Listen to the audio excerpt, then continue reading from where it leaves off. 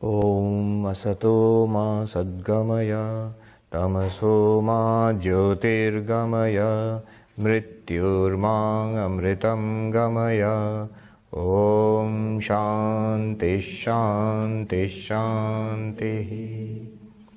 Om, lead us from the unreal to the real.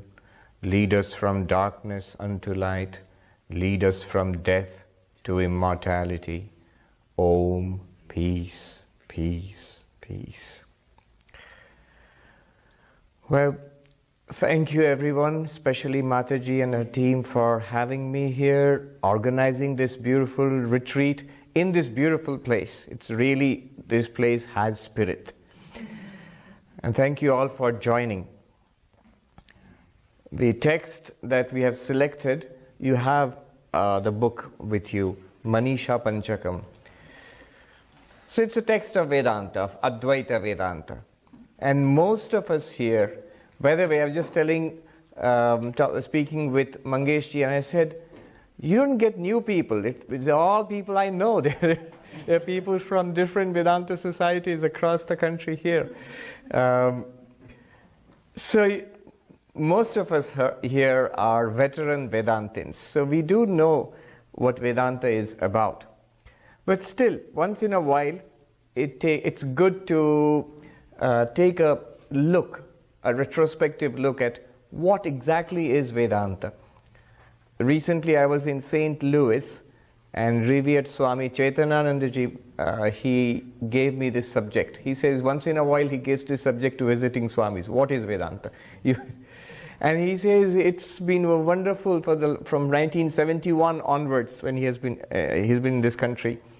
He has heard the same subject again and again from different teachers, and new insights, new perspectives. So I thought, what am I going to say to a group of experienced Vedantins when you ask what is Vedanta? And what I did was, I asked myself this question 7 times. I later counted. Ask, what is Vedanta? Give an answer. Ask yourself again, what is Vedanta? Give a different answer. And again, a different answer. I'm not going to go through that, but do look it up. Do look up that particular talk. It's on the Vedanta Society of St. Louis website, YouTube channel, also on our Vedanta Society of New York YouTube channel. What is Vedanta?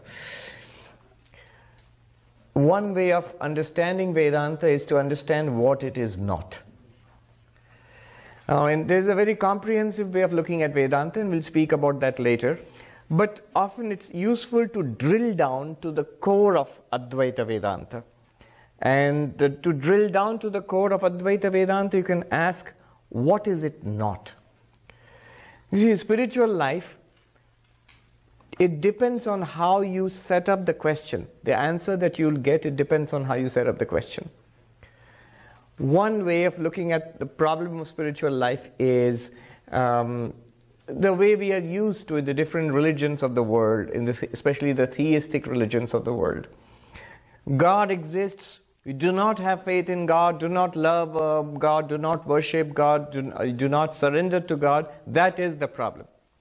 And the solution would be to have faith, to have devotion and love and surrender. So this structure, this is easily recognizable as the bhakti approach, the devotional approach, the faith-based approach. It starts with faith. You cannot enter a devotional approach to religion with questions and skepticism. You must enter it with some degree of faith. That's one way of looking at it. But when you come to, say, another approach, see, that is such a predominant approach, the approach of faith, that in most religions across the world, that is taken to be religion. In fact, in the United States, here, in the Western world, the word for religion is what? Faith. Faith. And yet it's not an appropriate word. If you come to something like Advaita Vedanta, come to something like yoga, for example, it's not quite faith. So there are other paradigms of religion. There are other ways, entirely different ways of looking at spirituality. Another way is, no, not faith, but experience. Swami Vivekananda, when he came here, one reason why his message was so powerful, he said to a world, to the Western world, which was used to thinking of religion as faith, as believing in something, he said, it is not believing in something. Religion is not believing, it's realization. Religion is realization. Religion is experience. If there is a God, I must see God. If I have an immortal soul, I must feel it. So he is speaking of the language of experience. What kind of experience? The yogi tells you, the Patanjali yogi, the yogi tells you that not faith, but here are a certain set of psychophysical exercises which if you go through, if you pursue it, you will actually experience for yourself the truth of these claims. So you will actually see, within quotes, that there is some truth to the claim about God or an immortal soul, that we are not the body and mind. This will be revealed to you in experience. So that's the language of experience. And that sort of became a paradigm for the New Age movement. In fact, the New Thought and the New Age movement actually experiencing it in life, not something just to believe in something, not just to assent to something. That's the language of experience. But even that is not Advaita Vedanta. Many people do not distinguish between the yogic approach, the experience approach, and Advaita Vedanta. Advaita Vedanta is something different. There is a third approach, and it's so subtle that people often do not distinguish between the yogic approach and the jnana approach or the Advaita approach. Jnana approach means the approach of knowledge, of insight. You see, what is the problem with the devotional approach, if you will? If you're going to find fault, if you're going to find problems, the problem will be it's difficult in this age of Christopher Hitchens and Richard Dawkins and Daniel Dennett and the militant atheists to have unshaken faith just like that. Some people are blessed with it, but often if it is attacked, the house of faith proves to be shaky. Under the hammer blows of modern criticism, of scientific criticism, of materialist reductionism, the whole apparatus, the structure of faith seems to be shaky and difficult to defend. Against that you can say, what about the yogic approach? You can actually experience these things. But there also you can attack it. Oh, you are having this, what is this experience you're speaking about in yoga? It is extraordinary experience, not this ordinary experience which we are having. It is mystical experience. You know, you have visions. The mystics of religions all over the world, they have had this experience. But the problem with that, if you're going to find fault, the problem with that is, today a neuroscientist might say that, oh, no, you're not seeing God or you're not experiencing universal oneness. It's just a mild stroke on the left hemisphere of your brain or something, and that's why you are having these experiences. But it does not prove anything at all. You just feel like that, or you feel one with the universe, or you are having a vision of God or angels or light. We can have the same thing. If you take a particular drug, you can have the same experience. If you have a little blood clot in your brain, you can maybe have the same experience. So does it really prove you are one with the universe? Does it really prove that there is a universal spirit? No, it may not be so. So how do you answer that? There is this third approach, and now we are coming to what we are going to study, what we are going to investigate. This approach is experience, but it's a knowledge-based approach, not extraordinary experience, not faith. You are not asked to believe in anything in Advaita Vedanta. In fact, you must not. You must question and try to understand. I often give the example of signing up for a course maybe in the University of Arizona, and you go to a physics class or a math class, and if the professor says, did you get it? And you say, sir, you are great, I believe you. The professor will tear his or her hair, and you don't have to believe me, you have to get it, I want you to understand. So it's not a question of believing something. it's not also a question of extraordinary experience. This is something to be understood. When we will see this text or any Advaitic text, the experience that Advaita uses, that Jnana uses, this path we are going to talk about, is commonplace experience which everybody has. What is the experience they will use? You will see. The experience of being awake, which most of us presumably you are. And before you transition to other rarefied states of experience, I will bring it to your close, don't worry. Experience of being awake, experience of indeed, yes, even falling asleep, the experience of dreaming. Advaita does not ask us to go into those states. You must not fall asleep and start dreaming or sound sleep, You can sleep, but don't make the sound. So, common experience, the experience of being you're seeing, and there are things which you see. You're hearing right now, and you're hearing what I'm speaking. There's common experience of seeing and hearing and smelling and tasting and touching, of thinking.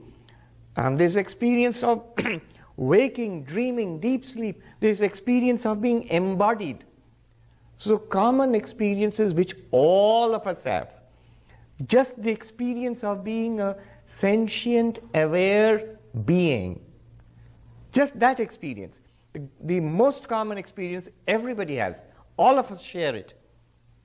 Then what does Advaita do? It takes that experience and then draws our attention to something which we did not see earlier.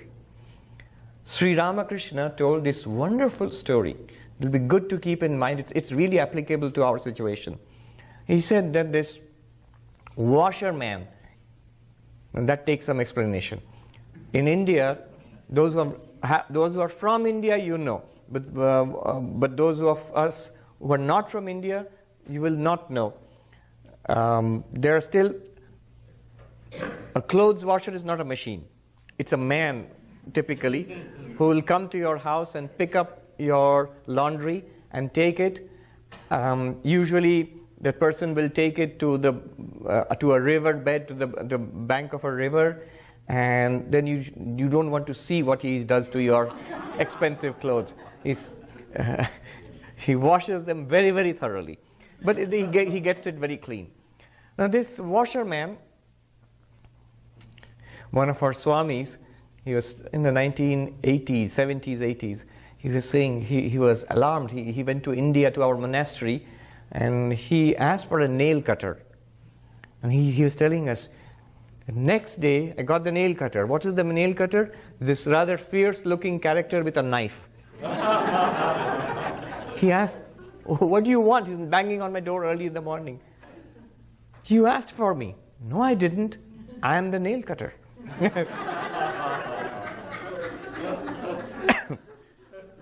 So just like that, the washerman, he takes your clothes and he washes them there. This washerman, he found a diamond, but he didn't know what it was. He thought it was just a peculiar rock, and he used to scrub the clothes with it. He didn't know how valuable it was.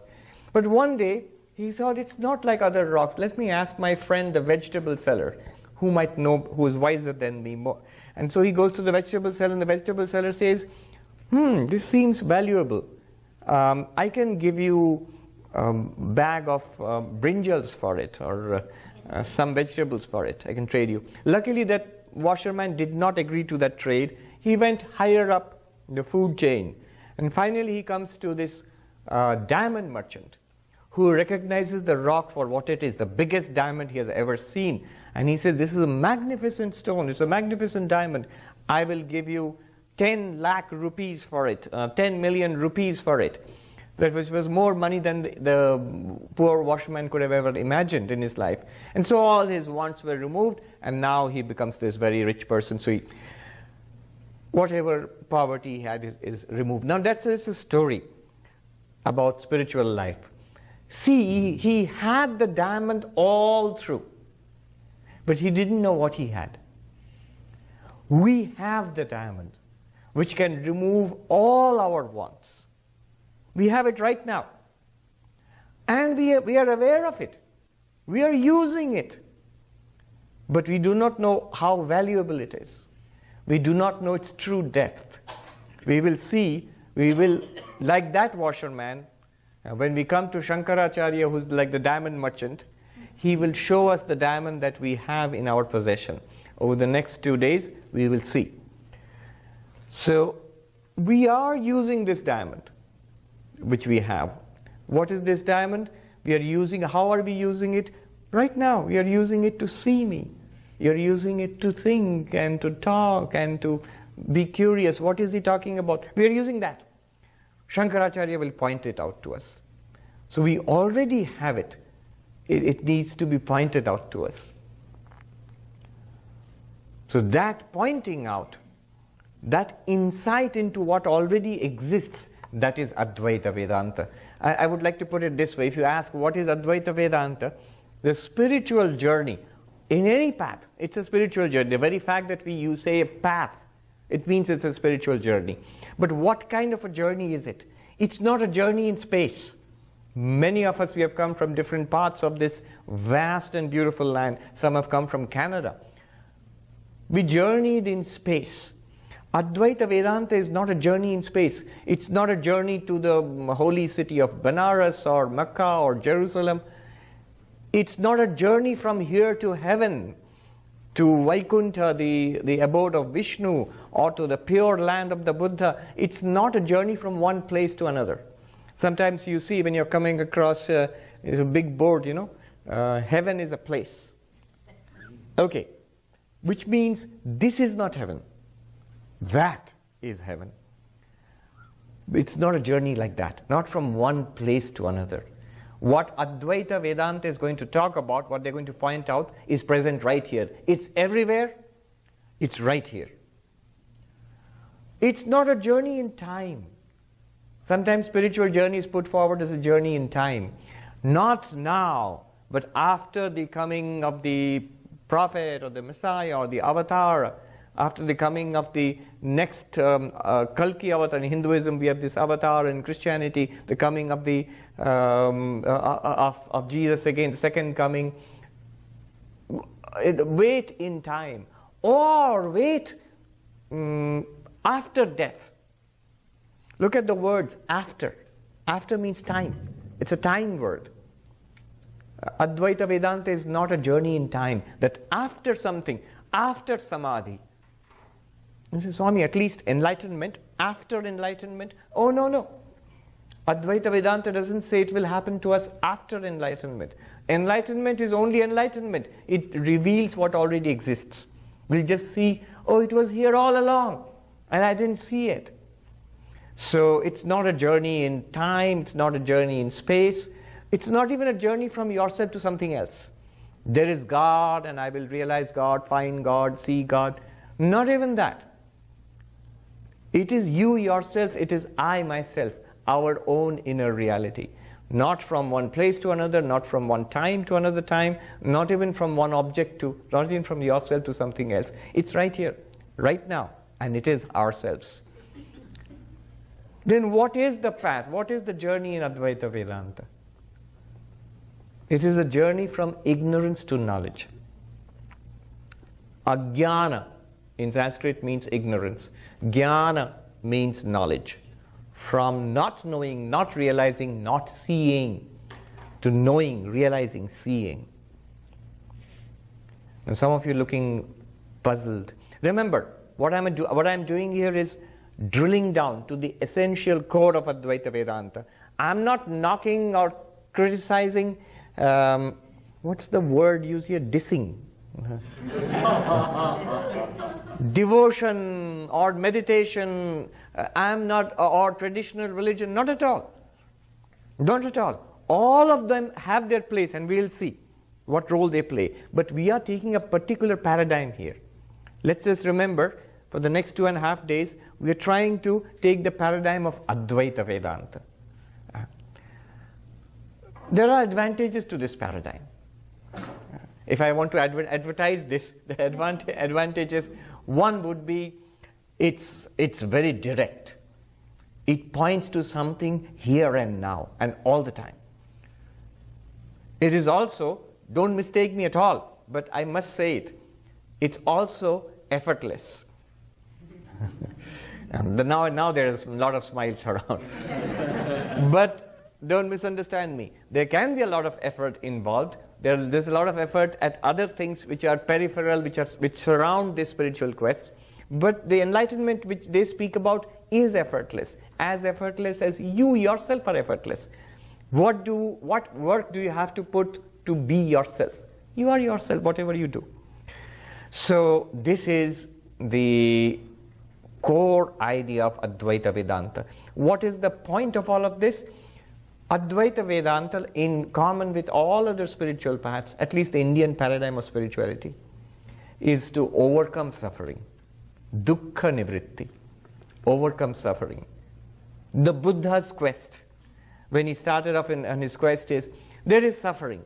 Is there a solution to suffering? Is there an escape from suffering? One of the ancient texts, Sarvadarshana Sangraha, 600 years ago in India, which is a collection of different Indian spiritual paths. It says that these spiritual seekers, teachers, they are like doctors. Chikitsaka iva. There are many doctors here. What do? They identify the symptoms and the disease. Then they look for a cause of the disease, and they see whether the cause can be removed or not. Is it curable, incurable? And they find it's removable, there's a cure to it, and there is a treatment, a process of treatment. So like the Buddha, the disease is suffering. First noble truth, all is suffering. And the disease has a cause. He says, second noble truth, desire is the cause. And the disease has a cure, there's an escape from suffering. Nirvana is possible. Heinrich Zimmer, a famous Indologist and philosopher, he said, contrary to appearances, the philosophies of India are positive. They are optimistic. They are not pessimistic. What is pessimistic? When you say all is suffering and that's it. It is positive, because all of these philosophies of India, except the materialist, the Charvaka, all the other teachings, whether Hindu or Buddhist or Jain or whatever, all of them say a solution to suffering is possible. There is an escape from suffering. There is a transcendence of limitation and suffering and misery. So that's one aspect of it. The other aspect of it is fulfillment. Ananda prapti. Our very nature is bliss, and how do I realize that and benefit from that? How do I get the full benefit of the diamond? That's the whole purpose. So having said that, let me quickly come to give me a 10-minute warning and a 5-minute warning, right? When we, though we are in quest of the timeless, we still have to operate within the bounds of the temporal, time and space. Yeah. So, Advaita Vedanta, we know, if you ask the question, what is Advaita Vedanta? Textually, the fundamentals of Advaita Vedanta are in the Upanishads. The texts called the Upanishads. In fact, the definition of Vedanta is Vedanta Nama Upanishad Pramanam. Vedanta is the source of spiritual knowledge called the Upanishads. So these are texts found in the Vedas, the holy books of the Hindus. Now, based on these Upanishads, Sri Krishna taught Arjuna the famous text Bhagavad Gita. In fact, one text, if you want to take from the Vedanta tradition or the Hindu tradition, if you ask for one book, it is the Bhagavad Gita. But many people do not know. Sri Krishna was liberally borrowing from the Upanishads. Sometimes the exact verses are there, the mantras in the Bhagavad Gita.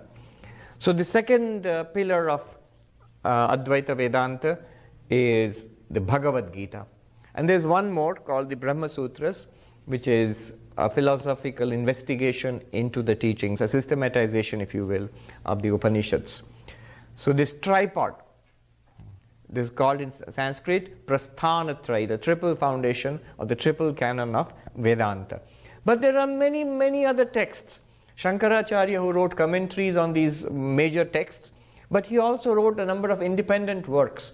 Prakaranas. Prakaranas are introductory works, smaller works, which sum up the essence of Vedanta. One of them is the book which you have, the Manisha Panchakam. Very quickly, the background story, and then I will be done. The story goes like this. Adi Shankaracharya, about 1400 years ago, the great teacher of, I'm not saying founder, because he is not the founder of Advaita Vedanta. He is what is called Bhashyakara, the great commentator on the Upanishads and the Bhagavad Gita and the Brahma Sutras. He, with a group of his disciples, was in the holy city of Banaras, Kashi, and after a holy dip in the holy river Ganga, he is walking down the narrow, and believe you me, they are narrow lanes of Banaras, when the road is blocked on the other side by a Chandala, a member of one of the lowest castes. It was a very rigid caste system in India in those days. And so this person comes of fearsome aspect. He's tall and powerfully built with matted hair, grimy looking. Now there are different versions of the story. In one, he has got a group of dogs, which are again considered unclean by upper caste Brahmins. Or in another version of the story, he's carrying a load of meat which would be repulsive to the purely vegetarian Shankara, who was before becoming a monk, a high caste Brahmin from Kerala. Whatever it is, Shankara reacts like one would expect from somebody of his class in India in those days. He says, "Move out, get thee away from me." So move out, gacha in Sanskrit, gacha, away from me. And this Chandala, this fearsome person blocking the road, he, in most eloquent Sanskrit, he bursts out with a challenge to Shankara. So there are two verses which are not part of the Manisha Panchakam, but they are introductions to the Manisha Panchakam. So I'll just read out these two verses quickly.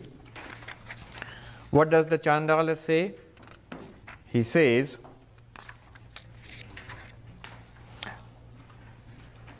Annamaya Annamayam Athava Chaitanyam Eva Chaitanya Dvijavara Duri Kartum Vanchasi Kim Bruhi Gacha Gacheti. O most noble of Brahmins. Though it's not quite appropriate to call Shankara that, because after becoming a monk you don't remain a Brahmin or a member of any other caste. But anyway, he does come from a Brahmin, and he is being very casteist by telling the Chandala to move away. So that in that sense it's appropriate to be challenged. He says, Dvijavara. Dvija, the word Dvija means twice born. Born again. I saw this cartoon, born again Christian. So born again Christian confronts a Hindu and says, "I'm a born again Christian." And Hindu looks puzzled and he says, "Yes, but I'm a born again and again and again and again and again." Not quite in that sense born again. But the sense in which a Christian might say born again Christian, that's actually a sense in which Dvija is twice born. For the first birth is a physical birth. But the second birth is a cultural, educational, spiritual birth.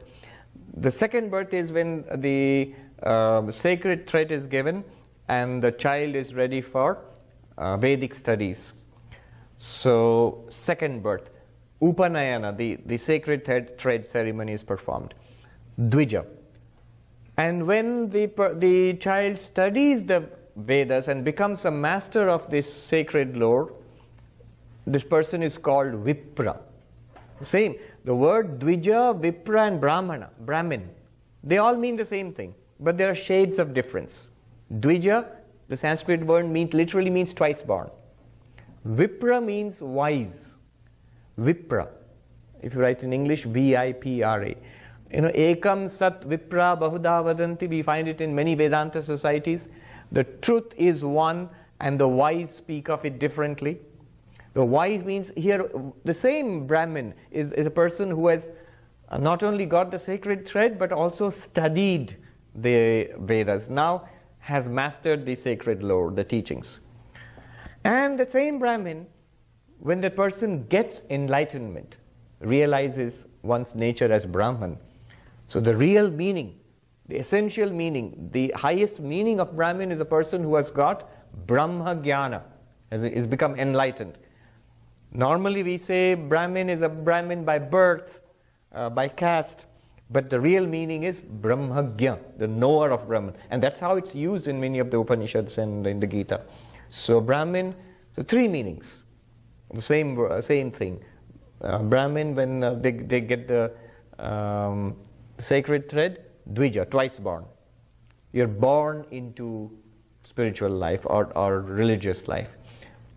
Reading, finish your course of studies, Vipra, the wise. And finally, enlightened one, Brahmin, a true Brahmin. Anyway, so this Chandala challenges him. O most noble among the twice born, what do you want to what are you saying, get away, what should get away from what? This body from that body? Because both bodies are bodies.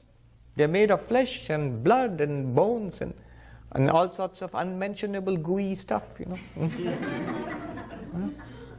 Just because it's a nice packaging, a cover, a skin, the truth is that it's pretty nasty. Your body and my body too. So you're saying this body should move away from the body. The word he uses is annamayam. Annamayam means a modification of food. What we eat and drink, it becomes this. Or, here he displays a knowledge of Shankara's philosophy. Are you saying consciousness should move away from consciousness? How is that possible? In your philosophy, O Shankara, isn't it one consciousness? You speak about one indivisible spiritual consciousness, one existence, consciousness, bliss, Sat Chit Ananda. How can that be divided? I remember long ago, in one of our ashrams in India, the Swami had, I was a junior monk. Now, it had many little branches. One of the branches is where little children study, the children from poor families, they get like a Sunday school, and many things are there. They learn sports, and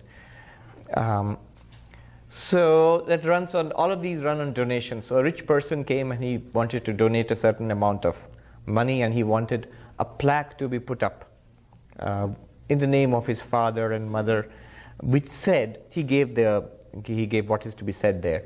He said, in the glory of Sri Ramakrishna, who has come as a part of that indivisible existence, consciousness, bliss. Now look at the contradiction. Part of indivisible. In Bengali, Akhanda Satchidanandir Khanda Swarupai. Now the Swami, he flew into a rage. He said, no, I will not allow the indivisible to be divided. And how we knew, he started calling the young Swamis. I don't know, he was doing it in fun or whatever, but he seemed pretty serious. What is your opinion? He asked me, and he asked some others. Now the Swami, who was in charge of that little center where the kids were being taught, who would have received the donation for that center, he was standing outside with a worried look. He was saying, I'm not really worried about the indivisible spirit Brahman, but I don't want the donation to be divided.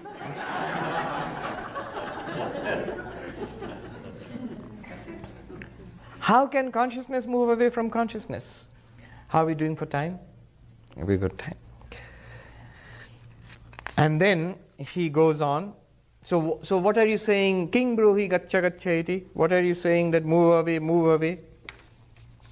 And then you can imagine Shankara and his disciples, they stand stunned to be confronted with this philosophical challenge from the most unexpected source.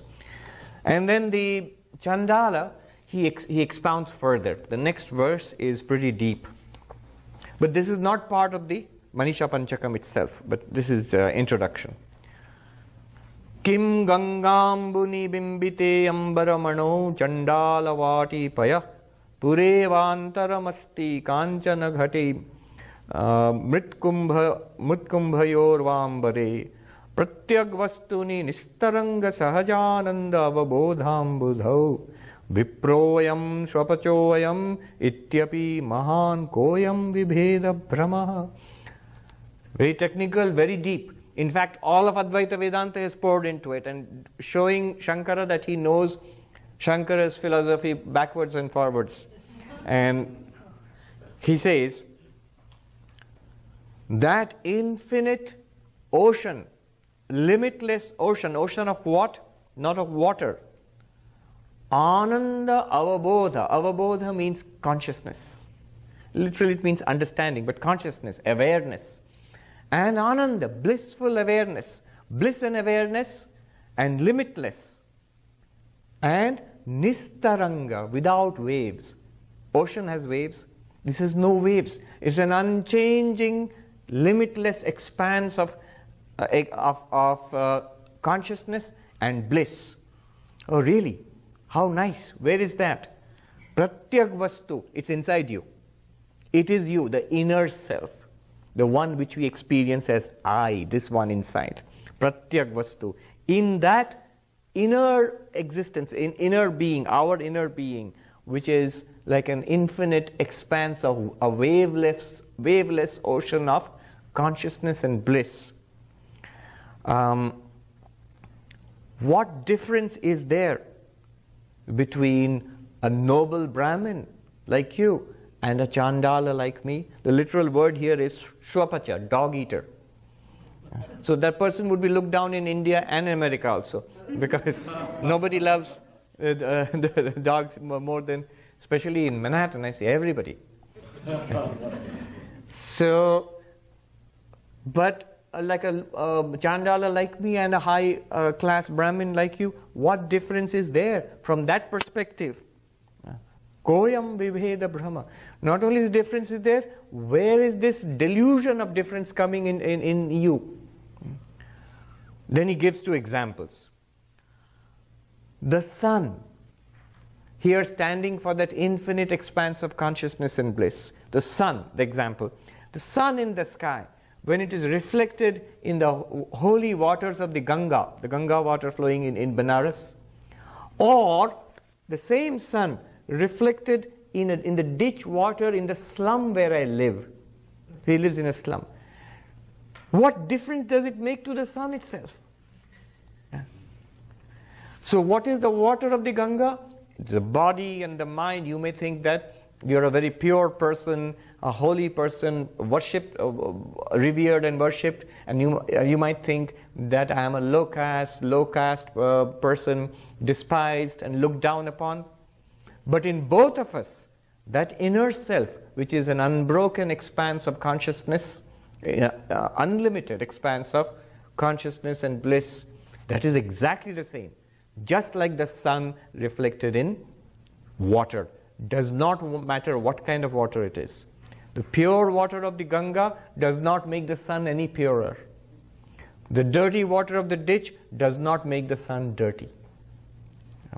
So the reality, your reality and my reality are exactly the same. It is no difference whether it is in this body and mind or that body and mind. One example. The second example he gives is space. The space in a golden pot and the space in a clay pot. As far as space is concerned, it's the same space. The space in a golden pot does not become golden. The space in a clay pot does not become earthy or muddy. It does not even matter what you use the pot for. You can store Ganga water, the holy water of the Ganga, in the golden pot. You can use the clay pot as a spittoon or something like that. And so one you would consider dirty, another one considered to be holy and used for a religious function. But in both cases, the space which they occupy, that space is not affected at all. Space in the pot, but there is actually no space in the pot. It's the pot is in space. You see, there's a glass of water here. Now, when I move the glass of water, is the water moving with the glass? Yes. Don't seem to be too sure. Yes. Obviously, when I say bring me a glass of water, it would make a big mess if you brought the glass and the water stayed behind. But consider this. Half of the glass is empty. The proverbial half empty or half full. Half of the glass is empty. So let's say we just forget the air for the time being. We just say the space in that glass. So is the space moving with the glass? It would certainly appear so. When I'm moving the glass, the water is certainly moving. And the space? People are even less sure. Some are saying, yeah, it's moving. Somebody actually quarreled with me. That, no, the space is moving with the glass. It looks like that. See, the space is moving. Obviously not. The glass is moving through space. Yeah. So the space is absolutely unaffected. It is far subtler than the pot, the golden pot or the clay pot. The space is completely unaffected by the nature of the pot. What does that mean? Just like the sun and the water example, the space and pot example, the pot stands for the body and the mind, the body-mind complex. And space stands for this infinite ocean of existence consciousness is talking about. That is not at all affected, just as no matter what the nature of the pot, it does not affect the space. No matter what the nature of the body and mind, it does not affect that existence consciousness, that consciousness bliss. So good for that. What about me? You are that consciousness bliss. Oh Shankara, what you are, that I am. This is what he says. So this is the introduction. It's like a challenge to Shankaracharya. And Shankaracharya responds to this by immediately he composes 5 verses. Panchakam, the word Panchakam means group of 5. Panchakam, 5 verses on Manisha. Manisha, it literally means that, if you derive it in Sanskrit, it will mean that which is the lord of the mind. Mana is mind. Manit means the lord of the mind. Lord of the mind is buddhi, vijnana or intellect. So mind and the one which rules over the mind is intellect. And Manisha means that which belongs to the intellect. Basically, what does he mean? What belongs to the intellect? Wisdom, knowledge, jnana. In Sanskrit, jnana. Manisha means wisdom or spiritual knowledge, spiritual insight. Manisha Panchakam, 5 verses on spiritual insight. That's the meaning. And Shankaracharya composes this, and in some of the verses he ends with Chandalo astu Dvijo astuva Guru ityesha manisha mama. Let this person who has got knowledge like this, that I am Brahman, I am existence, consciousness, bliss, the one who has actually realized this, that person, let it be whatever, let that person be a Brahmin, let that person be a Chandala, clay pot, golden pot, whatever it is, this person is my Guru. This person is my spiritual master. And he bows down to the Chandala. And there are variations on the story. One variation is that Benares is the city of Lord Vishwanath, Shiva in the form of Vishwanath. So Lord Vishwanath or Shiva has come in the form of the Chandala to teach Shankaracharya an application of Vedantic insight. How do you manifest it in life? Not just read about it, not just argue about it, but actually apply it, see the sameness, the same divinity everywhere. So this is the background, and we will see what Shankaracharya has done is, in the 5 verses, he has poured the entire essence of Advaita Vedanta. Now when we go through these verses, how are we doing for time? 20 minutes. Oh, 20 minutes. I think they're stretching. It's not space, it's time. We are going beyond space and time. Yes. So what do we do with this teaching? Here is the approach. In Advaita Vedanta, the approach, what you do with the teaching is, we all know, Shravana, Manana, Nididhyasana. Literally hearing, thinking, and meditating. But if you go closer, take a closer look, what do you do with this? Hearing literally means not just listening, of course, but understanding what the teaching is. Let me simplify it even more. Ask yourself 3 questions. That what the teaching was Do I know what the teaching was? If somebody asks me, okay, this was the class. You went to the class and you're out of the class now. What did you hear? Can I give a fair summary? Or will you say, I dozed off, I really don't know. I'll look at the recording later on. Then the first stage is not complete. The first stage is complete when I can repeat to my own satisfaction. In the classical schools of Vedanta, they would ask everybody to memorize. Don't look so scared, I won't do that. They would ask you to memorize the original verses. But so that you can at least say, I know what the teaching is. And I have read it. Here is the teaching. That's the foundation. So that is the first stage. The first stage is complete when I can say, this, I can summarize the teaching. This is what they said. This is what he said. Or this is what the text said. 1. Then what is the problem? The problem comes next is, I know what you said, I know what the book says, but I don't get it. I have some problems. I have some questions. I am not convinced. It's not enough to say, I am not convinced. You also have to say, why are you not convinced? You have to pin down your problem. Which part of it is difficult? So the second stage comes when you mananam, which is thinking about it, reasoning about it, arguing about it. That's why we have the satsang sessions. You can ask the questions there.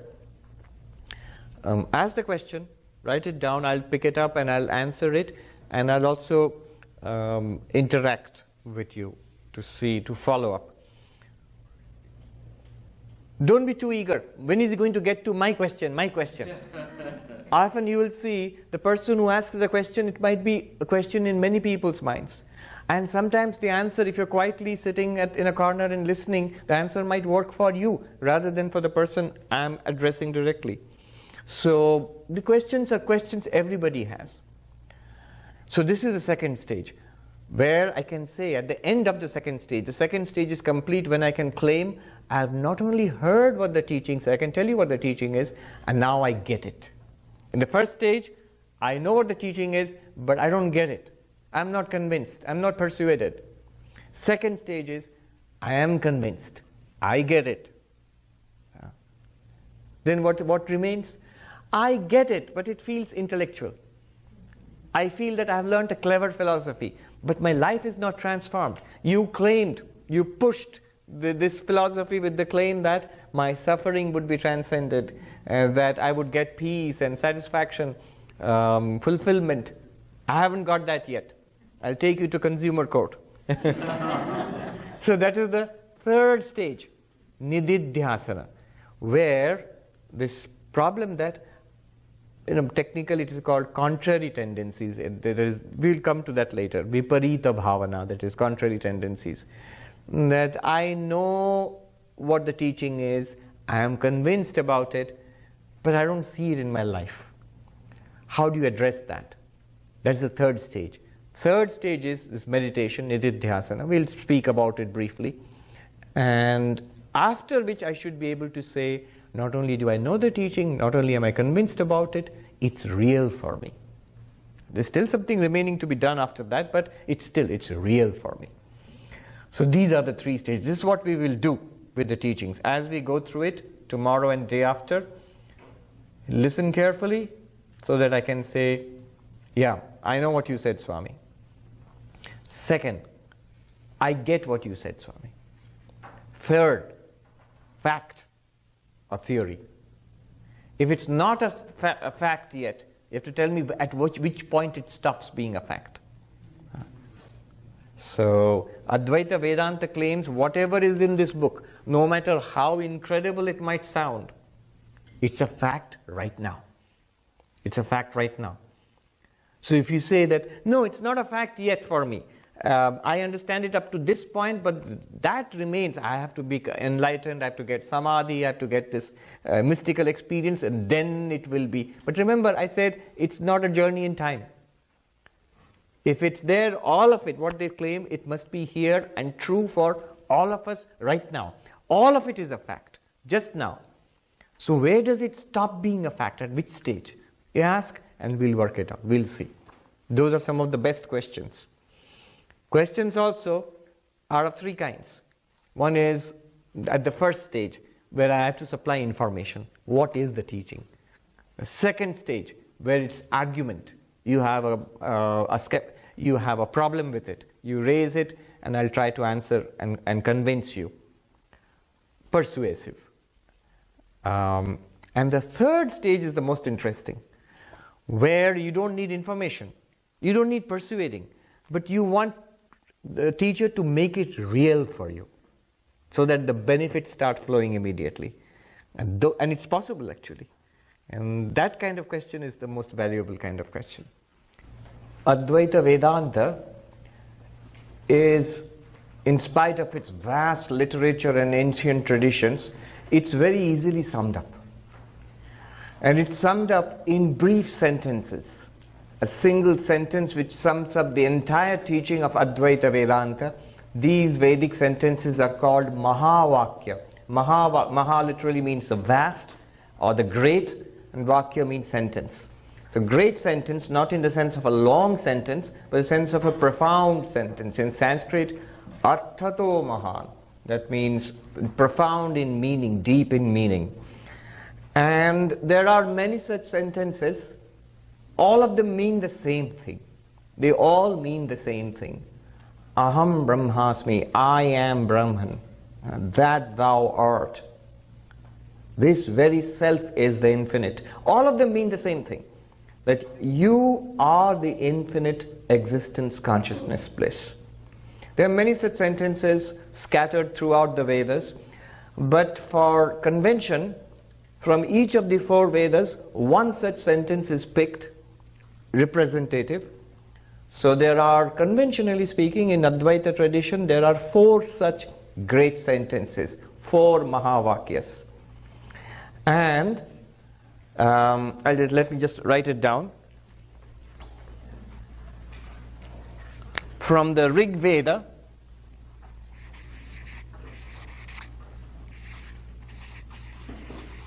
is this too small? A little bigger? Yeah. Okay. In the Rig Veda, in the Aitareya Upanishad, I'm writing in brief, Aitareya Upanishad, the sentence is Prajnanam Brahma.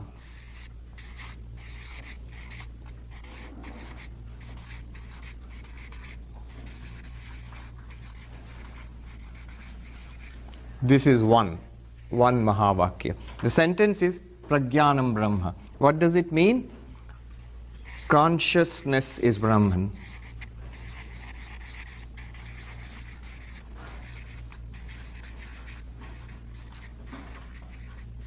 By Brahman it means the ultimate reality, the vast, the infinite. So consciousness is the ultimate reality. Then the second Mahavakya would be, even the numbering is conventional. There's no particular reason to first, second, and third, but conventionally the Rig Veda is taken as the oldest of the Vedas in one sense. That's why you start with that. The second one, let me put it this way. Why I'm mentioning this is, the 5 verses which we shall study, Manisha Panchakam, the 5 verses composed by Shankaracharya. You remember the story. He is confronted by the Chandala and he replies in these 5 verses. The first 4 verses, each of those verses is based on one of these Mahavakyas. One of these great sentences forms the basis for each of these verses. So the first verse, which we will study now, this foundational, is based on this Mahavakya. Prajnanam Brahma. Consciousness is the ultimate reality. The second verse, which we shall study in the next session, is based on the Yajurveda Mahavakya, Aham Brahmasmi. The Veda is Yajurveda. The Upanishad is the Brihadaranyaka Upanishad. I'm not writing the whole thing, which is literally the biggest Upanishad in terms of bulk. And the Mahavakya, the sentence is Aham Brahmasmi, I am Brahman, which all of us can legitimately claim, I am Brahman. Aham in Sanskrit, Aham means I, Brahmasmi.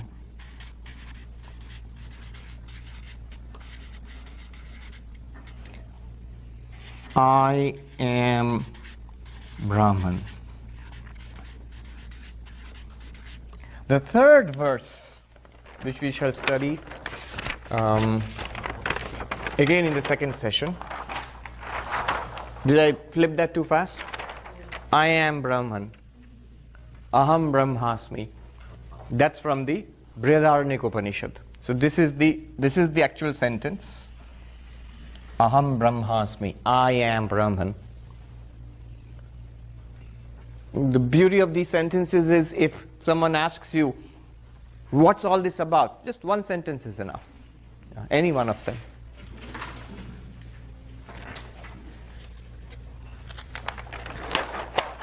Then the third verse, which again we shall study this afternoon, third verse of Manisha Panchakam is based on the Samaveda Mahavakya Tattvamasi. Samaveda. And that's from the Chandogya Upanishad. 6th chapter. Chandogya Upanishad. This is the most famous Mahavakya. Tattvamasi, that thou art.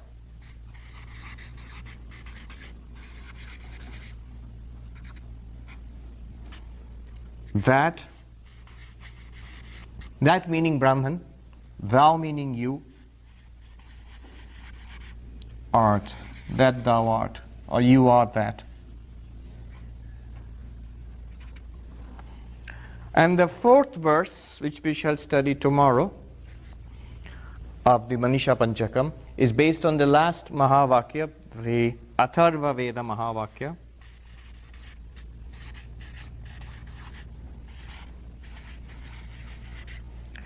And it is from the Mandukya Upanishad, which happens to be the smallest of the Upanishads, the shortest. And the Mahavakya is Ayam Atma Brahma. Ayam Atma Brahma.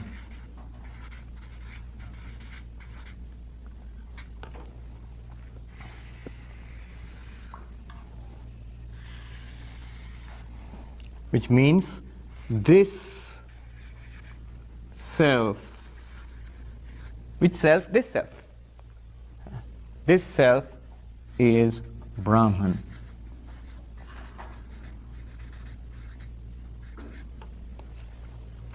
And they all, you can see, they mean the same thing. This awareness which we feel right now within ourselves, this sentience, awareness, consciousness, whatever you call it, this, if you really know it as it is the ultimate reality of this universe, of all existence. Or, I am Brahman, can't get any more direct than that. Or, that thou art, the teacher tells you, that reality, ultimate reality, is you.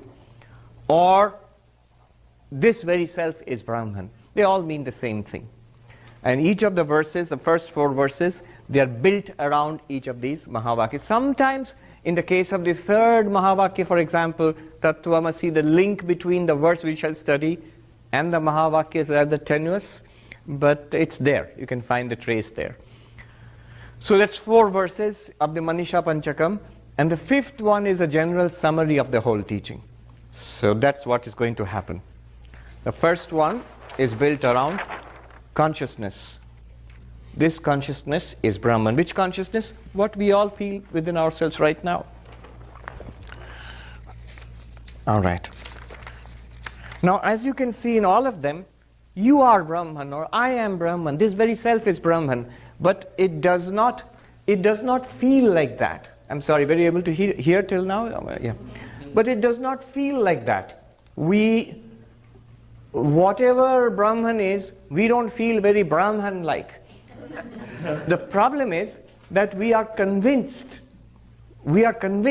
beyond any questioning that we know what we are. I know that I am this body and mind. I feel it. That I am this person, this limited body and mind. Whatever I am, I stop. I know this much that I definitely stop here. The limit of my existence is at the tip of my finger, Anakhagra, the Upanishad says, I extend till the tip of my fingernails. Beyond that, not me. It may be you or anything else, but I stop here. This is my limit. This is what we are convinced about. And the Upanishads and Vedanta insists we are wrong. We are deeply, deeply wrong. Swami Vivekananda here in America, he would often say, he would meet his American disciples, sometimes he would say with a touch of pathos, if only you knew yourself as you truly are. So this is really the task of Vedanta, to investigate what we are. So all of these Mahavakyas, they all start with us. It's not an investigation of the world outside, but an investigation into ourselves, into what we are, who we are or what we are. The claim is that we do not know ourselves as we truly are. I have repeated this earlier, but I really like this quote from Mark Twain, who says that it's not what we do not know that gets us into trouble. It's just what we think, it just ain't so. That's what gets us into trouble. I am Brahman, or I am Shiva, I am that ultimate reality. It just ain't so. That's what got us into this trouble. That's why we are in samsara. The process of Vedanta, it does not do really anything to you. It just uncovers. You discover something which was already there. So you are not becoming Brahman, you are not being transformed into God, 50% and Brahman, 75% Brahman, and now you have those progress bars in computers, moving 50%, 80%, 90%, and sometimes it gets stuck and goes round and round and round. It often feels like that in spiritual life, seems to be stuck in going round and round, and not 50 or 80%, at 20% or 25% or something like that. Maybe next life, start all over again. No. The process of Vedanta is different. I cannot explain it better, illustrate it but better than this very nice story. We introduced the washerman yesterday. Do you remember the story of the diamond and the washerman? Let's go back to our friend the washerman.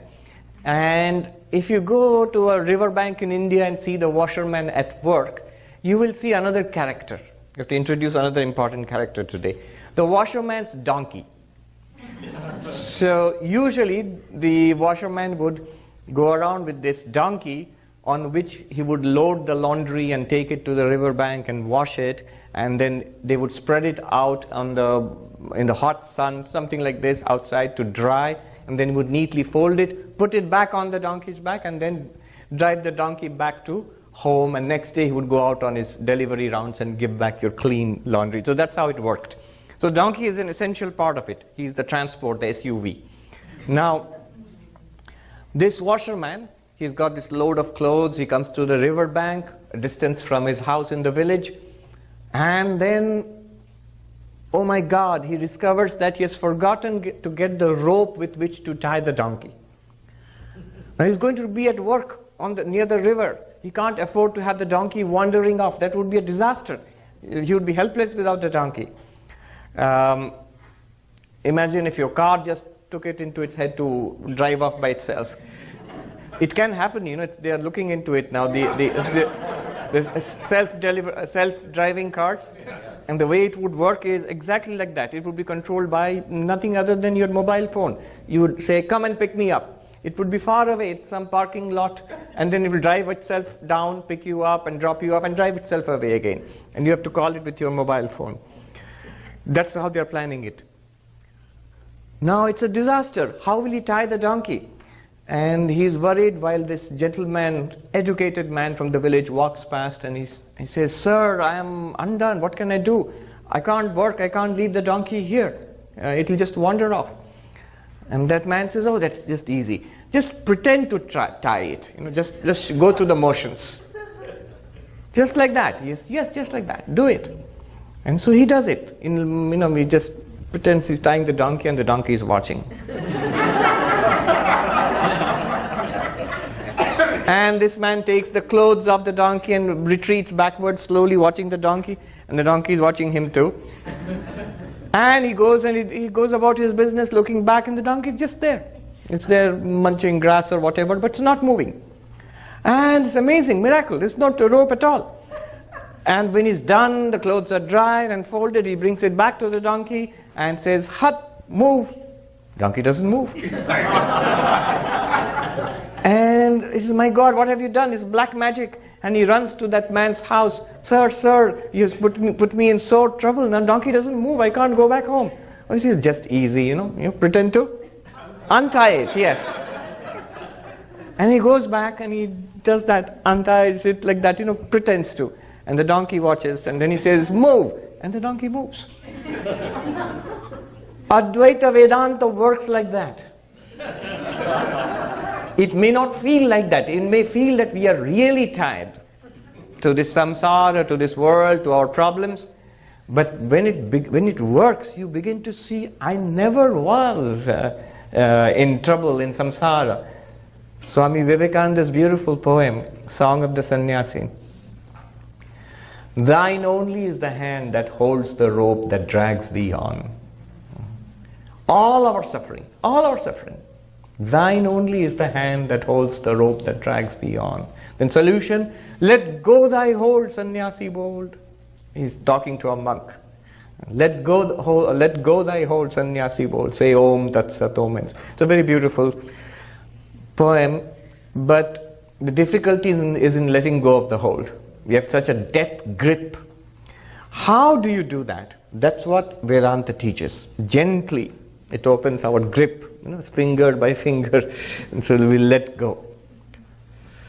So the first verse of Manisha Panchakam is foundational.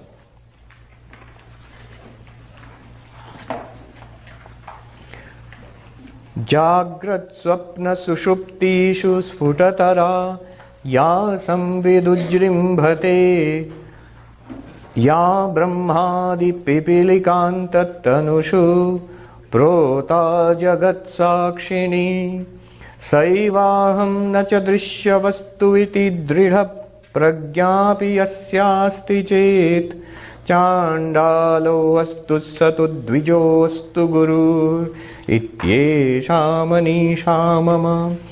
So what is it doing? An investigation into our experience, into our daily experience. First of all, talking about the very nature of consciousness. Note something. Our whole life is a series of experiences. A series of experiences. Just pay attention to, say, a very small set of experiences. Like, for example, here, look at the table. And look at the book, and maybe look outside at a cactus or something like that. Now you saw three things, and each of these three things appeared to you, the consciousness. You can put it in this way. Each experience is different.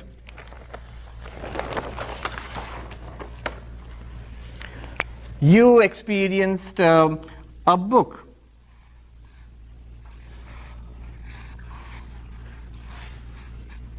You experienced a table, and you experienced a cactus, maybe. And all of them, one after another, all three, they appeared to you, the consciousness. You, the consciousness, yes, of course, through the mind and the senses, you see a book, you see this table, and you see this cactus. The objects are different. 1, 2, 3. 3 different objects came before us. But the consciousness which experienced them is the same. It's like this light. I hold up different objects, a pen. What's happening here? Here's a pen shining in the light. Now, here is a book shining in the light. And now, here's my hand shining in the light. Pen, book, hand, change. 3 different objects. See, one object, second object, and third object. But the light which reveals all of them, each of them, is the same light. Exactly in the same way, can we look at our experiences when we see different things? The one common thing is they're all appearing to me. They're all appearing to you. You are the common thing in all of these experiences. By you, I mean very specifically the consciousness or the awareness which experiences these three. Why only 3 objects or 4 objects? Throughout the day we see hundreds and hundreds of objects. All objects, they appear to the same pair of eyes. And they are revealed to the same mind, and beyond them the same consciousness. So the same awareness experiences, sees all objects throughout the day. Why only seeing?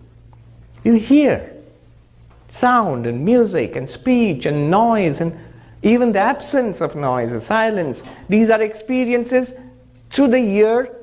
Inputs come and they are in the same awareness. That awareness which saw things, that awareness hears things. Sensations, touch, external and internal, smell, taste, all of the sense organs, they bring in inputs and dump it into the mind, and the mind is revealed, is illumined by the light of consciousness. Not a material light, but the light of awareness. That light of awareness does not change. Notice what is changing? The objects are changing. Your experiences, our experiences are all different from each other. Throughout the morning, throughout the day, throughout our lifetimes, we have a series of experiences. The moment you say series, it means the experiences are all different from each other. But how does one experience differ from the other experience? It differs because of the objects are different. The things which we experience are different. You saw a pen and a hand and a book. They are all different from each other, and therefore different experience. But the awareness does not change. It seems to change. It seems to change because what is happening is, when I see a pen, and this image is created in the retina, and there's some kind of optical nerves and to take it to the brain, and then it's reconstructed there somehow, we don't know, and presented to the mind. And the mind, there is a vritti, a thought current, a thought wave, whose content is this pen. It's a thought about a pen. And that thought is revealed by awareness. Object, sense organ, mind, consciousness. Consciousness is like a constant light, and the various thoughts which come up in the mind are because of external inputs. And that one constant consciousness which you are, that shines upon these thought waves and reveals them and gives us our experience. In fact, if you say define an experience, what's an experience? What's the most general definition possible of an experience? Wouldn't you just say it is consciousness plus its object? Consciousness, awareness, I, and an object, whatever that object is. Here is a pen, it's an object, and you are aware of it. In between there is a whole process. We know the light is reflected of the pen, goes to your eyes, and then through the entire process of optical perception, goes to the brain. After which what happens, nobody knows. There is some minute electrical activity in the brains, in the neurons, after which science stops. But we know, all of us know what happens because we experience it. We see a pen. It's a thought in the mind, and that's revealed by consciousness. So a series of experiences throughout the day, and that constitutes our daily life. In fact, there is a beautiful verse in the Panchadashi, another Vedantic text, written about 600 years ago, in the first chapter. Shabda sparshadayo vedya Vaichitra jagare prithak tato vibhakta tat samvid aikarupyana bhidyate. Beautiful, very precise verse. It says, all our experiences, they are of different sounds, shabdaha, sounds, touches, sparshaha, etc. Etc. means forms which we see, smells which we smell, taste, different perceptions. And not only that, go deeper, thoughts, desires, memories. So all of these, they come and go, they are all distinct from each other. They are all different from each other. They are different entities. But the consciousness, the word used is samvit, consciousness. The consciousness which illumines them, That does not differ. That is one and the same throughout. So it's like it's one constant light. Are you with me so far? Otherwise you can put a little chit in the basket there. Now what happens?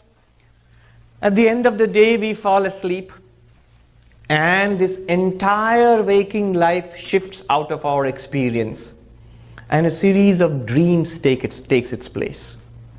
And in the dream we have a dream world. There are people, we experience people and places and events taking place. We are doing things are happening. It's a dream world, like a reconstruction, a virtual reconstruction of our waking world. But what Vedanta is interested in is not the contents of our dreams. Your therapist will be interested in the contents of your dreams. What Vedanta is interested in is what is experiencing a dream. And the answer is exactly the same consciousness which was experiencing the waking. Same consciousness illumines the dream. Yeah. It is true that dream, what's the difference between dream and waking from a Vedantic perspective? Waking is defined as when our sense organs come in contact with the external world. That is waking, and we experience that.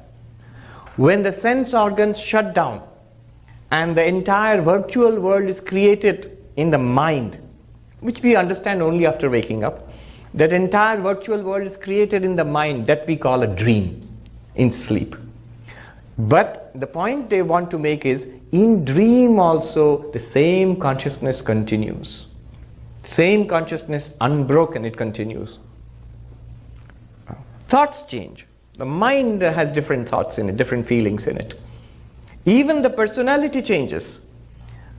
The person who is dreaming is actually sleeping on the bed. You're happily on your bed and asleep, and you forget all of that. Otherwise you cannot dream. And then you think maybe you're in Manhattan walking in Central Park, or somebody said Calgary, where it is 8 degrees Celsius and here it's 42. And you're walking there, the world has changed, the experience has changed, even the body which you are using there. It's a different body which is dreamt up, because your waking body is actually sleeping on bed. And you are walking in Calgary in some other body there. So those experiences are different. But the consciousness which experiences the dream, the claim is, it is one and unbroken consciousness. And then what happens? You fall asleep. Deep sleep. So waking, dreaming, deep sleep. Now there it seems consciousness has stopped. It's like you're not aware anymore. But Vedanta claims that there isn't an absence of consciousness. Vedanta actually makes the claim that consciousness continues in deep sleep. In fact, one good way of appreciating what Vedanta means by consciousness is to look at the deep sleep experience, not fall asleep, in your waking state now, look back upon, consider the deep sleep experience and think in what sense is it an experience.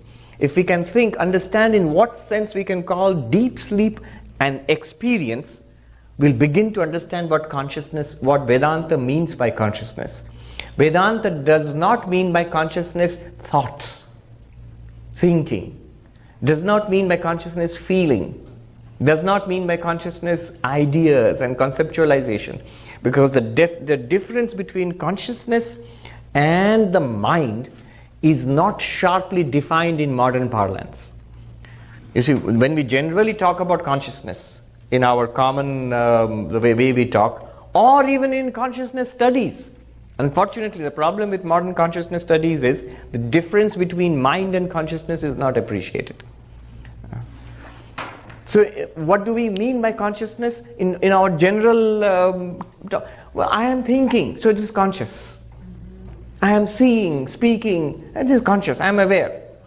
But generally we mean the activities of the mind and the body and the senses, the conscious mind, body and senses. That's what we mean by consciousness. Vedanta makes a very clear distinction between consciousness and its objects. What's the distinction? Very simple. Once you know it, you can apply it. It's like a sharp knife, which you can apply it to distinguish consciousness from everything else. What is that? In your own experience, in our own experience, whatever we can classify as this, in your experience, whatever you can label as this, that's not consciousness, that's an object. That's an object. That which is not an object, that which you cannot call this, that is consciousness. It's very elegant. You try it in your experience. Can you look at this now? We can try. We're going to go straight into the heart of Vedanta in 3-4 steps right now. In your experience, it's one thing to understand it in conceptually, but actually another thing much more powerful to viscerally experience this thing. You can try it right now. Look at you. Most of us, we have pens, so you can just look at this one. Can you call it this pen? Yeah. Then this is not consciousness. Yeah. Right. So yeah, of course. What are you talking about? All right. We'll go slowly. The eyes with which you see this pen. Can you call them these eyes or this eye or these eyes? Can you say that? Yeah. Yes. So this is not consciousness. Now we are closer home. Now not so cocksure anymore. This is not consciousness because I can call it this. Now the mind within, which is thinking, what is he saying? What is consciousness? This is a thought, right? Can you call it in your own mind? Experience it in your own mind. Can you call it this thought? Yes. You say this is a happy thought, this is a depressing thought. So this, you can use the word this for the thought. Mm-hmm. Then the thought is not consciousness. What is experiencing that thought? Try introspect inside right now. What is experiencing that thought? You will find, if you try to do that beyond the thought, you will notice, if you do it yourself, you will find a blankness. You just find an absence of thought, a blankness. True or not? Yeah. Now, we are very close home. Can we say this blankness? Yeah. If you can say this blankness, to whom or to what is it this blankness? You can't catch it. If you catch it, it becomes this. But to what is it this?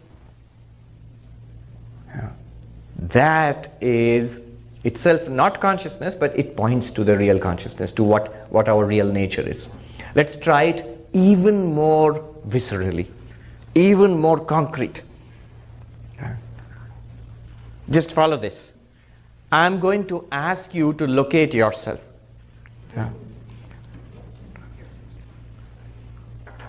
This pen, very close, we'll go step by step. This pen, okay, pen is here, you're looking at it? Oh. Baby steps, where are you? Simple answer, where are you? Where? Here, there you are, okay, there you are. Alright, you are watching this pen with the eyes, right? Blink your eyes to get a feel for your eyes. Blink your eyes. Right? So there are the eyes. Where are you? With respect to the eyes, where are you? Just locate. Now you cannot point it out. You are in there somewhere. I am, follow this. You do it yourself. I am in there somewhere experiencing my eyes blinking. Is it not? Yes. Okay. These eyes are part of the body. This body is experience. The body is here. Where am I? Well, somewhere in the body, experiencing the body. Are you with me? Yeah. All right. Now, subtler. Notice, we have gone from the object to the body. Now, I am somewhere in the body, embodied, experiencing the body as this. Subtler. Breathe in and breathe out, like the morning meditation we did, mindfulness. There is the breath. Did you notice it?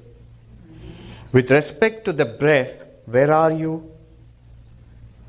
Subtler inwards, experiencing the breath somewhere. Inwards, subtler than the breath. To you, the breath is an object. To me, in there, the breath is an object which I experienced. Right? Yes. Now, this thought, I am breathing. I breathe in and breathe out, and the thought comes in my mind, that was an in-breath, that was an out-breath. This thought, with respect to this thought, where am I? Where did I experience this thought from? Where did you experience this thought from? Somewhere inward, subtler than the thought? True or not? True. All right. Even subtler, even more inwards, this understanding that I am inwards and the thought is something that is an object which I experienced, this understanding, this knowledge, I am thinking, this kind of understanding, this is also an understanding. This is also an object which I am experiencing. With respect to this understanding, where am I? Experience that. First person experience. And beyond that understanding, if you push further back, that blankness, with respect to that blankness, where am I, the experiencer? All right, so when you are comfortable, just come back again, back to this world. What did we just do? Those who know Vedanta, we just did Panchakosha Viveka, the 5 sheets. The external world, the pen, fine. Then the first sheet, which sheet means, Vedanta says we are covered with 5 sheets. The real I, consciousness, is actually, it's as if it was covered by 5 sheets, as if. What are the 5 sheets? First, the body. Annamaya kosha, yes, first the body. Go deeper. Pranamaya kosha. Go deeper. The thoughts. Manomaya kosha. The very understanding itself, which we are using right now. Vijnanamaya kosha. Buddhi. Intellect, understanding. Push further, you will just come to a blankness. But even that blankness is a very subtle point. Even the blankness is experienced as an object. True or not? If you say, Swami, and there's nothing more than that, it's just blank. But you experience blankness. What experience blankness? So as you turn inwards from that blankness, you can find no other object. If you can even grasp that the blankness is appearing to what? That one is not an object, that one you cannot call this. You cannot label it as this. What I'm trying to say here is, we are talking about a matter of fact, not a theory, not some kind of abstraction. Let's take it at each stage. We think that, it's a matter of fact, but there's something to be enlightened about, to realize later on when I become a fully enlightened person, a Buddha. No. You can do that, but you can that will only be postponing it. And if you do not do that, who knows, we'll be enlightened right here in this session. You need not attend the other sessions too. This pen, which represents the whole world of objects, the material objects, is it a fact or not? I mean, you don't do Advaita on that, it's an appearance, it's Maya and all. No, don't do that. Just now, would you call it a fact? Yes. And this hall that you are sitting here on the chair, would you call it a fact? Yes. Then come back to the body. This body, would you call it a fact or theory? Fact. And the breath? Fact or theory? Not all of you seem to be convinced. Very important to breathe. It's a good idea always to breathe. Fact. And the thought. Yeah, it's a fact. That thought, That thought. That thought was a fact, or is it theoretical? It's a fact. You thought it right now. Your introspection reveals it to you. And beyond that, the understanding. Buddhi. Fact. If you try to push beyond that, you come to a blankness, an absence. That's also a fact. You experience it. How can it not be a fact? And if you are experiencing all this, you must be the experiencer of it all. How can that be theory? How can you postpone that after I become enlightened, that will become a fact? Right now, it's just a theory. No, it's as much a fact, in fact, more of a fact than everything else that you experience. Starting from the pen, to the body, to the breath, to the mind, to the intellect, to the blankness beyond the intellect, all are appearing, changing and disappearing in the light of you, the consciousness. That is what we mean by consciousness. And that continues in waking and in dreaming and in deep sleep. What is deep sleep? Why deep sleep is an important fact? It's because deep sleep can be taken as an example, as a counter-example, that there is no consciousness in deep sleep. No. Vedanta says the deep sleep is not an absence of experience. It's an experience of absence. It's still an experience. Vedanta says that when we wake up from deep sleep, there's a universal experience. I slept happily. I did not know anything. I slept peacefully. In every language in the world, there is a corresponding phrase for I slept like a log. Deep sleep. In Bengali we have Ghumiye kada, which means I slept like mud. To understand that, you have to understand the heat of Bengal, which is as hot as this, plus 100% humidity. So if you go into deep sleep in that heat, you'll wake up feeling like mud. So that's where but deep sleep, we have this in every language in the world. And if we have a language, if we are reporting it, it must be an experience. And yet, remember, it's how strange an experience is it? Because I don't experience the world in deep sleep. I don't experience the body in deep sleep. I don't even experience dreams in deep sleep. I don't even experience I in deep sleep. It's an experience of absence of everything, but still an experience. It's an experience like the blankness you experience now when you push beyond the intellect. If you try intensely to shut down all thoughts, it's not possible in the waking state, but for an instant or two it's possible. Now that is a kind of a prefiguration, a kind of example of deep sleep. So consciousness continues. Consciousness continues in the waking, illumining all your sense experiences. It continues in dream, illumining all the contents of your dreams. And it continues after dreams when the mind shuts down. Waking state, sense organs are functioning. Dream state, sense organs have shut down, but the mind continues to function. In deep sleep state, both sense organs and mind have shut down, but awareness continues. So all of this comes and goes, and after that again the waking state or the dream state comes up. So it's continuously cycles back and forth, and that is what we call one day. One day. That's the story of one day. Waking, dreaming, and deep sleep. The contents of which are various sense experiences, various dreams. Of course, when we are having sense experiences, we are also thinking.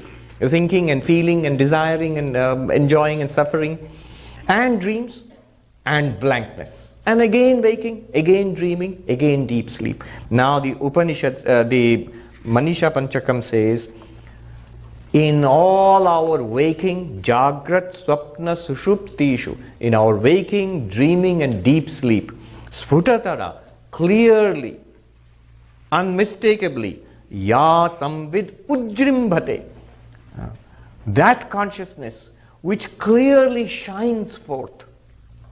Ujrimbhate means swells forth, expands forth, flashes forth. And the word used is samvit, consciousness. That consciousness which is shining on all our experiences. Remember, as not this consciousness. Anything that you can designate as this is an object to consciousness. But you are not any of those objects. You are this consciousness. So Swami, if you're careful, you'll say, didn't you make a little jump here? So you're saying that there's consciousness all throughout. But how do you say that I am that consciousness? The simple exercise which we did, what you can designate as this. The exercise, this pen. And I asked you, where are you? You'll say, I'm there. Here I am. This body, where are you? Somewhere in there. I am somewhere in there. This mind, or the breath, and then the mind, and then the intellect, and then the blankness, always further and further, deeper and subtler and inside. The word for inside in Sanskrit is pratyak. Pratyak is inward. You always feel I'm in there. Even when you think a thought, you don't feel I'm exterior to the thought. You feel the thought is exterior to me. I am shining on the thought. The thought is not shining on me. So this innermost consciousness, this is called samvit. And it is clear in waking and in dream and in deep sleep. Everything else comes and goes in the light of that consciousness. But that consciousness is constant. There are different words used for it. Chit in Sanskrit, consciousness. Chaitanya, consciousness. Samvit, consciousness. Or sometimes just Atma, the self, the innermost self. Pratyagatma, innermost self. Many words are used, but they all mean the same thing. All right. This is one process which we use now. This is called the method of 3 states. Waking, dreaming, deep sleep. Avasthatraya vichara, an inquiry into the 3 states. This is found in the Upanishad called Mandukya Upanishad. It's the shortest of the Upanishads, just 12 mantras, most powerful of the Upanishads. It uses this unique method. Look at your own experience, daily experience of waking, dreaming, deep sleep, and it will reveal to you that quite apart from the waking world, quite apart from the dream world, quite apart from the darkness of deep sleep, you are one shining awareness. That's what you are. That awareness, in association with body and mind, appears as the waker and experiences the waking world right now. That awareness, in association with the thought construct called your dream body, the body in the dream, is a dreamer, experiences the dream world. That awareness, in association with just blankness and ignorance, is the experiencer in deep sleep. The person disappears basically. So that awareness continues in all 3 states. Now, second line of the verse.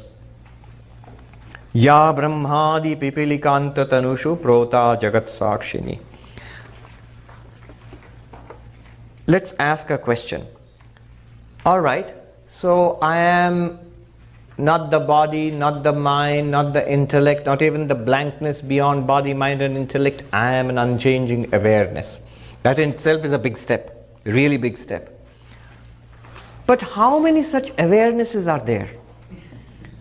How many people are here attending the 75? So are there 75 plus 1, 76 awarenesses? It feels like that. How many bodies? 76. How many minds? Presumably 76, because our minds are different. Your knowledge, what you know is not what I know. Your personal story, which is in your mind, is different from my personal story, which is in this mind. So the minds are different, because the contents of the minds are different. The bodies are different. Are the awarenesses different too? Are we different awarenesses encased in physical bodies and subtle minds? Or is it one awareness? How would you know? if you feel, a preliminary answer would be yes, we are all different. So your awareness and mine would be different. If you feel that in each body and mind there is a separate pure consciousness, awareness, samvit, whatever you call it, then this is the Sankhyan position, the Sankhya philosophy.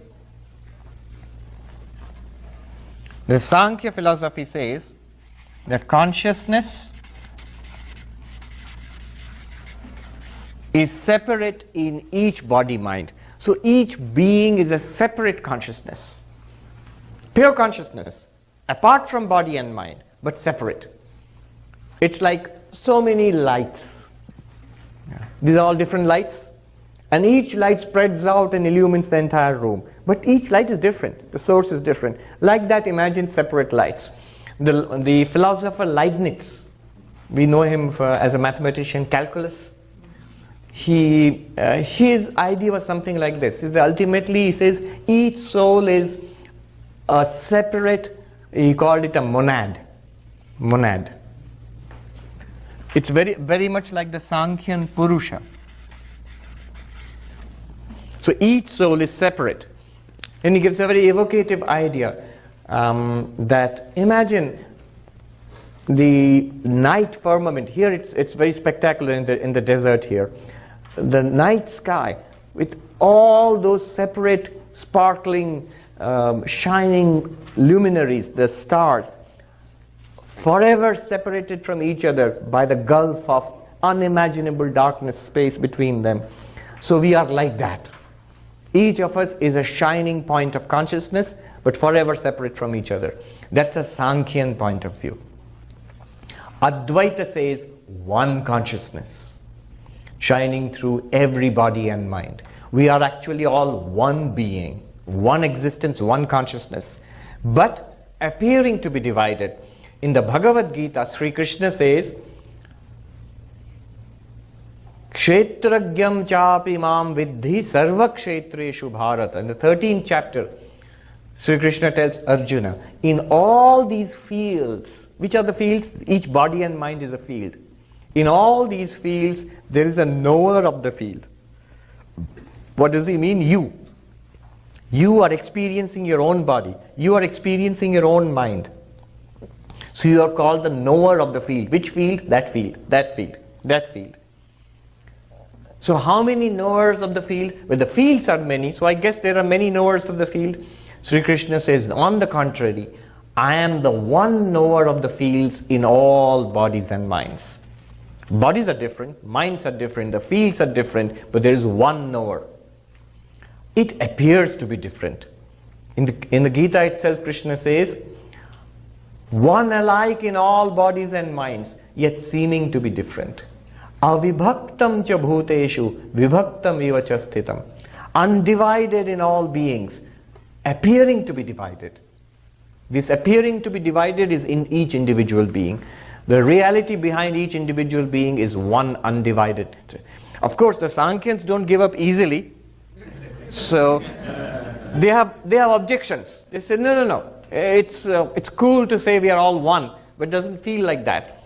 Here are my objections. Why would you say that we are all one? The Vedantin turns the question around and asks, yes. Vedantin turns around and asks the question, why do you think we are different? You see, the question is very interesting. If you ask, why do you think these bodies are different? Count them. You can see, you can count them. Why do you think these minds are different? Give questionnaires, statistics or like a survey, like a Gallup poll or something. And you will see a variety of opinions, ideas, feelings. So obviously our minds are different. But why would you say consciousnesses are different? Apart from body and mind, what distinguishes one consciousness from another? Do you see the question? Do you see the question? What distinguishes? How would you differentiate between two things? That two things are different, how would you say? Because if they have differentiating characteristics, then only you can say two things are different. In Sanskrit, Vishesha. Vishesha means a distinguishing characteristic. A book is different from a pen. Why did you say that? Well, Swami, look at it. It looks different. This looks different. It does different things. It has a different name. Book is a different name. Pen. Names are different. Forms are different. Functions are different. Nama, Rupa, Vyavahara are different. Therefore, they are different. Even the two pens are different. See? How do you say the two pens? They look alike. They have the same name and the same function. Yet they are different. How? Because they are countably different. 1, 2. They occupy different space. Here. How would you say two consciousnesses are different? How would you even begin to count? Well, Swami, it's very simple. There you are. There's your consciousness. Here I am. Here's my consciousness. But there and here, you're talking about the bodies. You will see every difference in consciousness that we point to is a difference in the body, or specifically the mind usually. We're confusing mind, thoughts, ideas with consciousness. Okay, just think about it that way. So what Shankara says here is, it is one consciousness. From the highest gods, from Brahma, not Brahman. Brahman is the ultimate reality. But the highest God, the creator God, Brahma. From the highest God in the highest heaven, down to the mere ant. And crawling around there. It is the one consciousness in all human beings, or in all animals, even the gods in the heavens, in the tiniest creatures, everywhere one shining experience or consciousness. One immortal light shining through, in and through all beings. We are literally one, not in slogans. I mean, in universal brotherhood or sisterhood, that's just at the surface. Really, literally, we're identical. We are one being. The oneness exists at the most fundamental level of the universe. So, that consciousness which shining through the highest gods down to the tiniest creatures. Prota Jagat Sakshini. Prota means in and through. When you have a garland of gems, there is a string, there is in a necklace or a garland, there is a thread which runs through all the flowers or the gems. Like that, imagine consciousness running through all of us. One thread. Like a golden thread running through all of us. Preliminary understanding would be, if we say that the thread runs through the garland, through the flowers or the gems. But a deeper understanding would be all the gems are set on the thread. All the flowers are set on the thread. It is on this thread of consciousness that all bodies and minds are set. Jagat Sakshini, very beautiful term. The witness of the universe. Witness of the universe. You are the illuminer, you the consciousness are not just the illuminer of that body and mind. When I say you are the consciousness illumining that body and mind, by now we know enough to say that's a fact. You agree with me? That you are the knower. In that body and mind, you are the consciousness experiencing that body and mind. And through that body and mind, you are experiencing your world. Up to that much seems to be a direct fact. True or not? Are you with me? Now Shankara is saying that same consciousness is in all bodies and minds, in every creature in this universe, and is the experiencer of the entire universe. This experiencer of the entire universe is actually what is called God in Vedanta. Experiencer of one body and mind is called Jiva, individual sentient being. Experiencer of the entire universe in all bodies and minds is Ishvara, the Lord of the universe, which corresponds to the God of religion, the cosmic being. Saivaham na drishya vastu iti dridha prajnapi yasyasti chet. I am that one consciousness. Sa eva aham. Let me do this and I'll stop. Saivaham, this word means I am that. There is a book, I Am That, Nisargadatta. Very popular among non-dualists. Yes, I see people are immediately saying, yes, Nisargadatta. Very popular among non-dualists. This is Shankaracharya, 1400 years before Nisargadatta, saying, I am that. Sa actually. Saivam is sa. She. Not even he. Why she? Because the earlier word was Jagat Sakshini. The one consciousness. Ya, that one consciousness in the feminine, which is Jagat Sakshini. She eva alone. Aham, I. I am she. Literally it means I am she and only she. This Sa, this is God. This Aham, this is the individual, each of us. I. It means I, the individual. I, the individual, am that God. But in what sense? That God is nothing but consciousness, and I am nothing but consciousness. Not consciousness plus something else. I am consciousness and consciousness alone. And consciousness plus mind plus body. No, you are consciousness alone experiencing a mind and body. So, no, I am this mind and body. Then how can you exist in a dream?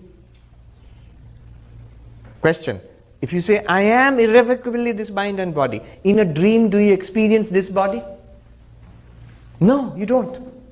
And yet you, the awareness, you continue in a dream. So you continue without experiencing this body.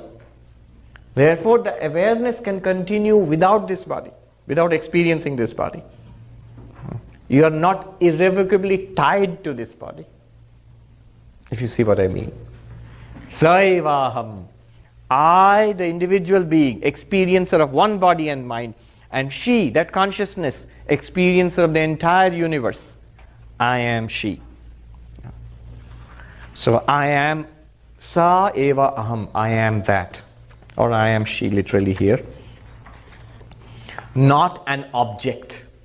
Not drishya vastu. Drishya means object of experience. Till now we have been thinking of ourselves as objects of experience. This body, the moment you say this, it's an object of experience. This mind, object of experience. This person, Sarvapriyananda, this is what I am. But you are saying this, it's an object. I am not an object of experience.